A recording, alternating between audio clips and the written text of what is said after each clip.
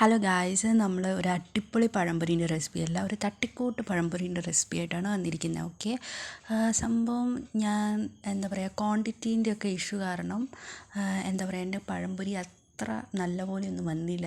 ഈ video last എൻ്റെ വന്നാൽ നിങ്ങൾക്ക് മനസ്സിലാവും. പഴംപൊരി കുറച്ച് ഫ്ലോപ്പായിരുന്നു എന്ന് തോന്നുന്നു. ഒരു റെഡ് കളറൊക്കെ ആയിട്ട് വന്ന്. ഞാൻ ആദ്യമായിട്ടാണ് ഇങ്ങനെ റെഡ് പഴംപൊരി കാണുന്നത്. അത് എൻ്റെ അടുത്ത് നിന്ന് തന്നെ കണ്ടതിൽ ഞാൻ എന്താ പറയുക, സന്തോഷിക്കുന്നു.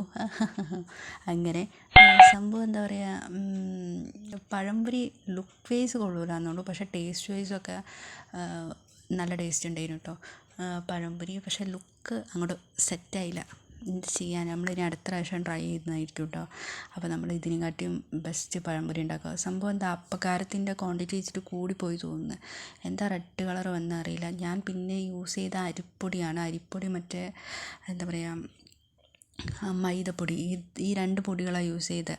സംഭവം കടലമാവാണ് യൂസ് ചെയ്യേണ്ടതെന്ന് തോന്നുന്നു. ഞാൻ പിന്നെ ഒരാളെ യൂട്യൂബ് നോക്കിയപ്പം കടലമാവാണ് കണ്ടത്. അപ്പം ഞാൻ ഇത്രയും സാധനങ്ങളാണ് യൂസ് ചെയ്തത്. അപ്പം നിങ്ങൾക്ക് കണ്ടിട്ട് എന്തെങ്കിലും മിസ്റ്റേക്കൊക്കെ തോന്നുകയാണെങ്കിൽ അടിയിലൊന്ന് കമൻറ്റ് ചെയ്യുക. അപ്പം ഞാൻ അടുത്ത പ്രാവശ്യം നല്ലൊരു പഴംപൊരി ഉണ്ടാക്കുന്നതായിരിക്കും.